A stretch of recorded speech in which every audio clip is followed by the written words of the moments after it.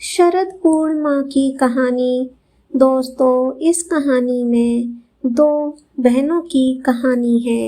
एक बार एक गांव में एक व्यापारी रहा करता था जो व्यापार के मामले में बहुत ही निपुण था। गांव के सभी लोग व्यापारी की बहुत प्रशंसा किया करते थे और उससे ही व्यापार की सभी वस्तुएं खरीदा करते थे।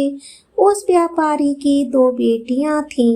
वह अपनी बेटियों से बहुत प्रेम किया करता था। उनके लालन पालन में कोई भी कमी नहीं देता था।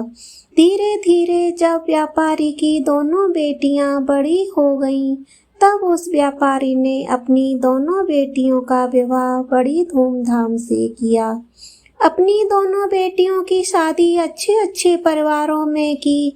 व्यापारी की बड़ी बेटी को पूजा पाठ में अत्यधिक रुचि थी और उधर व्यापारी की छोटी बहन को पूजा पाठ में कोई रुचि नहीं थी। शादी के बाद व्यापारी की दोनों बेटियों ने माता शरद पूर्णिमा का व्रत रखना शुरू कर दिया। व्यापारी की बड़ी बेटी बहुत ही ध्यानपूर्वक और मन लगाकर शरद पूर्णिमा की पूजा किया करती थी और उपवास रखती थी। उधर व्यापारी की छोटी बेटी शरद पूर्णिमा की पूजा तो करती थी, लेकिन वह सारे काम को अधूरा करती थी। व्यापारी की छोटी बेटी ने कभी भी शरद पूर्णिमा का पूजा संपन्न करी ही नहीं थी। उधर व्यापारी की बड़ी बेटी ने हमेशा से शरद पूर्णिमा की पूजा मन लगाकर की थी और उसको संपन्न भी किया था, जिसके फलस्वरूप व्यापारी की छोटी बेटी के कोई संतान नहीं थी। जब भी कोई संतान होती थी तो वह तुरंत मर जाती और उधर व्यापारी की बड़ी बेटी को संतान की प्राप्ति हुई और उसके बच्चे सही सलामत और स्वस्थ हुए। यह देखकर यह व्यापारी की छोटी बेटी बहुत परेशान हो जाती और उसने एक ब्राह्मण के पास जाने का निर्णय लिया। जब व्यापारी की छोटी बेटी ने ब्राह्मण के पास जाकर पूछा कि महाराज, मेरे जब भी कोई संतान होती है वह मर क्यों जाती है, और मेरी बड़ी बहन की जब भी कोई संतान होती है तो वह स्वस्थ रहती है, ऐसा मेरे साथ क्यों हो रहा है। जिसके बाद वह ब्राह्मण ने कहा कि तुमने जो अपराध किया है उसका फल तुमको मिल रहा है, जिसके कारण तुम्हारी कोई भी संतान होती है वह मर जाती है। यह सुनकर आश्चर्यचकित हो गई। तभी व्यापारी की छोटी बेटी ने ब्राह्मण से पूछा कि कैसा अपराध हुआ है, कृपा करके मुझे बताइए। तब ब्राह्मण ने व्यापारी की बेटी को बताया, तुमने कभी भी शरद पूर्णिमा का व्रत और उसकी पूजा कभी पूरी नहीं की है, उसको हमेशा आधा अधूरा छोड़कर खत्म किया है, जिसके कारण तुमको यह कष्ट झेलना पड़ रहा है। जिसके बाद व्यापारी की छोटी बेटी ने ब्राह्मण से इसका उपाय पूछा। तब उस ब्राह्मण व्यापारी की छोटी बेटी से कहा, तुम एक बार फिर से शरद पूर्णिमा का व्रत करना शुरू कर दो और इस बार उसकी पूजा पूरी करना। जिसके बाद व्यापारी की छोटी बेटी ने ब्राह्मण की बात मानकर शरद पूर्णिमा की पूजा करने की तैयारी करने लगी और व्रत भी रखा।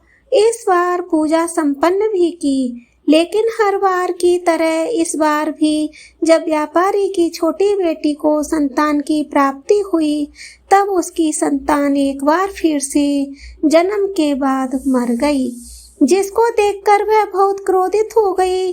जिसके बाद उसने अपनी बड़ी बहन को अपने घर बुलाया ताकि उससे बदला ले सके कि मेरे साथ ऐसा क्यों होता है।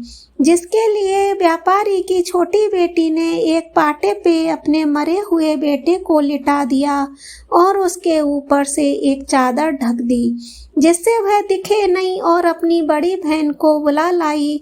जिसके बाद व्यापारी की छोटी बहन ने अपनी बड़ी बहन को उसी पाटे पर बैठने के लिए कहा जिसमें उसका मरा हुआ बच्चा लेटा था। जैसे ही उसकी बड़ी बहन उस पाटे में बैठने लगी, तब उसको कुछ अजीब सा लगा, कुछ हलचल सी लगी। देखने के लिए उठी तो उसने देखा नीचे तो एक बच्चा लेटा है, जिसको व्यापारी की बड़ी बेटी ने छुआ तो वह मरा हुआ बच्चा जोर जोर से रोने लगा। जिसके बाद व्यापारी की बड़ी बेटी ने अपनी छोटी बहन से कहा, तुम मुझसे यह क्या करवाने जा रही थी? अभी तो मुझसे अपने बच्चे की मृत्यु करवा देती और मैं कितना बड़ा अपराध कर देती। जिसके बाद उसकी छोटी बहन ने अपनी बड़ी बहन को बताया कि यह बच्चा तो पहले ही मर चुका था, लेकिन जैसे ही तुमने इस बच्चे को छुआ वह पुनः जीवित हो गया। तुमने मेरे बच्चे को नया जीवन दिया है। यह चमत्कार देखकर सभी लोगों ने भी शरद पूर्णिमा का व्रत पूजा करना शुरू कर दिया। शरद पूर्णिमा को अधिकतर उत्तर भारत में रहने वाले लोग अधिक मानते हैं और जब अश्विन की पूर्णिमा होती है तो उससे भी सभी लोग शरद पूर्णिमा कहते हैं और इस दिन उपवास रखने के कारण इस उपवास को कोजागरी उपवास पूर्णिमा और रास पूर्णिमा कहते हैं, क्योंकि बहुत से लोगों का मानना है इस दिन भगवान श्री कृष्ण ने अपनी गोपियों के साथ रास लीला की थी। शरद पूर्णिमा के दिन सभी लोगों को चंद्रमा को दर्शन करना चाहिए, क्योंकि उस दिन चंद्रमा अपनी पूरी 16 कलाओं में विराजमान होता है। शरद पूर्णिमा के दिन चंद्रमा इतना सुंदर लगता है कि मन करता है कि बस उसे देखते ही रहें। शरद पूर्णिमा के दिन चंद्रमा को देखने से हमारे शरीर में एक अलग सी शांति प्रदान होती है और शरद पूर्णिमा के दिन सभी लोग सुबह स्नान करके और नए कपड़े पहनकर पूजा करें। शरद पूर्णिमा के दिन सभी लोग जो भी शरद पूर्णिमा की पूजा करते हैं उस दिन उनको पूरे दिन व्रत रखना होता है। शरद पूर्णिमा के दिन देवी लक्ष्मी जी की पूजा की जाती है और जैसे जैसे शाम होती है तो शाम के समय ही माता लक्ष्मी की पूजा की जाती है। पूजा करने के बाद सभी लोग चंद्रमा के पास अर्घ देने जाते हैं और चंद्रमा का दर्शन करके व्रत खोलते हैं। बहुत सारे गाने गाए जाते हैं, खीर बनाते हैं, जिसको खाकर बहुत सारा आनंद प्राप्त करते हैं।